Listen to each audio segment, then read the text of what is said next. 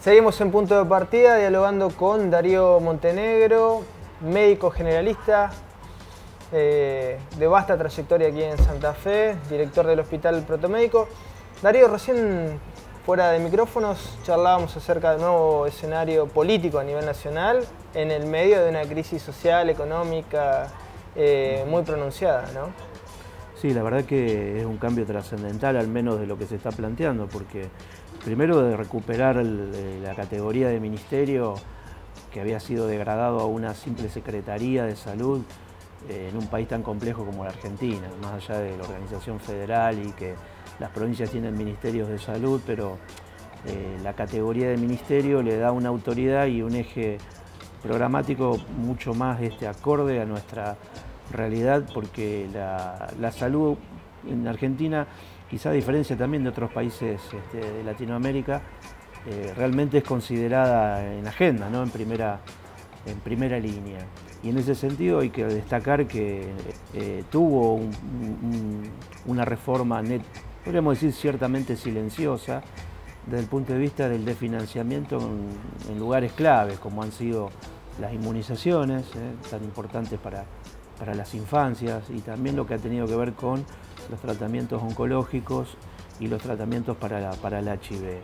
Y también una posición bastante ambigua, no digo solo de la Secretaría de Salud, porque ex Secretaría de Salud que de alguna manera plantó bandera en relación a solamente formalizar el protocolo de interrupción legal del embarazo que existe ya desde hace varios años, con todo lo que sucedió mediáticamente, sí. Es decir, con quitarlo del medio, por así decirlo, y me parece que es un momento trascendental, al menos para recuperar esa organización ministerial con un poder de rectoría hacia las provincias, con la posibilidad también de discutir líneas que tienen que ver con tratamientos y con estrategias de trabajo en la salud pública de nuestro país, porque de hecho el COFESA, el Consejo Federal de Salud, que está conformado por el Ministerio Nacional y los ministerios provinciales, es un organismo que funcionó en la lógica de los consensos. Eso creemos que es muy válido. Y por otro lado también poder trabajar fuertemente sobre la interrupción legal del embarazo, que creo que es un punto crucial en la lógica garantista de los derechos a la salud y en el caso, bueno, obviamente, en el derecho de las mujeres. ¿Por qué lo consideras muy importante? Yo creo que a nivel mundial, tanto la lucha feminista como también la lucha por la ecología, creo que son las dos líneas que marcan un destino en términos de garantía de derechos. Y creo que si bien la interrupción legal existe y por lo tal es legal, creo que el paso a avanzar hacia una interrupción voluntaria, que es probable que ya el mensaje del Ejecutivo está, o sea, vamos a ver qué ocurre en las cámaras, pero es muy probable que eso se consiga, tiene que ver a una respuesta al colectivo de la lucha de estos últimos 20 años de los feminismos y también en esta posibilidad de considerar a esto como parte del derecho a la salud. Así que creo que es trascendental. Desde la práctica cotidiana, te ha tocado en estos últimos años ser director del Hospital Protomédico. ¿Cómo se ha vislumbrado la crisis sanitaria? En términos del aporte habitual de Nación y una desaparición, digamos, en el sentido de ciertas reuniones de trabajo donde se tomaban definiciones. Por suerte, bueno, la provincia de Santa Fe ha mantenido su historia en relación al funcionamiento del sistema público. Yo creo que ha profundizado inclusive mucho en ese sentido, pero bueno, el impacto quizá más fuerte ha sido en vacunas, porque no es que una provincia, digo en un país como la Argentina o cualquier otro país, si la provincia va y compra las vacunas que Nación no manda, ¿qué hacemos? En realidad no resolvemos el corte de la transmisión viral, porque el virus de tal o cual enfermedad que está prevenido con esa inmunización o esa vacuna está garantizado.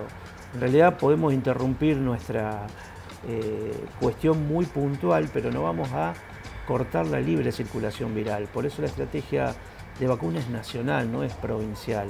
Sí. No es que nosotros podemos tener, o la provincia de Entre Ríos puede tener su propio calendario de vacunación. Los calendarios de vacunaciones son nacionales. ¿Por qué? Porque lo que se intenta con eso cortar la libre circulación de virus patológicos o patógenos en nuestro territorio.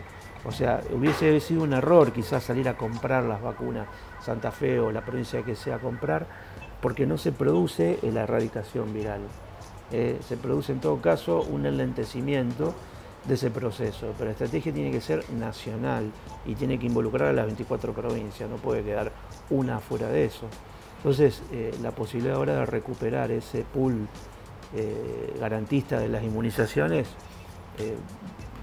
al menos lo ha anunciado el que ya es ministro, que está dentro de sus prioridades. Hablando del nuevo ministro, de Ginés González, él tuvo una actuación marcada con relación a los genéricos en el primer gobierno de Néstor Kirchner. Es un momento donde se está hablando, el actual, de una crisis en el sector de los jubilados, en el acceso a los medicamentos. Desde tu perspectiva, ¿es un momento, existe la posibilidad de avanzar, Darío, en la producción pública de medicamentos con otra perspectiva, digo, pensando en lo que sucedió un poco en Santa Fe, en los avances de Santa Fe y mucho más todavía, ¿no? Sí, yo creo que el mercado de los medicamentos, lamentablemente llamado mercado, porque tratándose de algo tan importante como los medicamentos, no tendría que estar en el marco del mercado. Pero bueno, vivimos en un mundo capitalista, en un país capitalista, y esto funciona de esa manera. Yo creo que la producción pública de medicamentos, que ha sido suspendida en términos de estrategia nacional a partir del gobierno de Macri, obviamente por los intereses comerciales del gobierno que los ha tenido, ha habido un retiro un poco en esta, inclusive hubo una ley de producción pública de medicamentos que quedó sin efecto, ser ejecutada. También pienso que nuestra producción pública tiene que avanzar mucho más allá de la medicación habitual, es decir... De la medicación básica, digamos. Exacto, es decir, está bueno producir ibuprofeno, paracetamol, amoxicilina, pero nosotros tenemos que plantearnos la importancia de empezar a producir sofosbuvir, por ejemplo. El sofosbuvir es una droga que se usa para la hepatitis C, que tiene más de un 80% de posibilidades de curación en hepatitis C. Por supuesto que para determinados casos, no para todos, tiene un costo promedio de 86.000 euros en Europa. En Argentina está alrededor de los 120.000.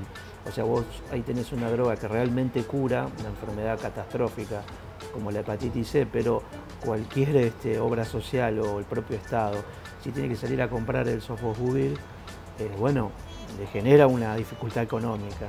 Entonces, está también claro que el coste de producción del sofosbuvir es extremadamente menor que esos 120.000 euros, pero muchísimo menor.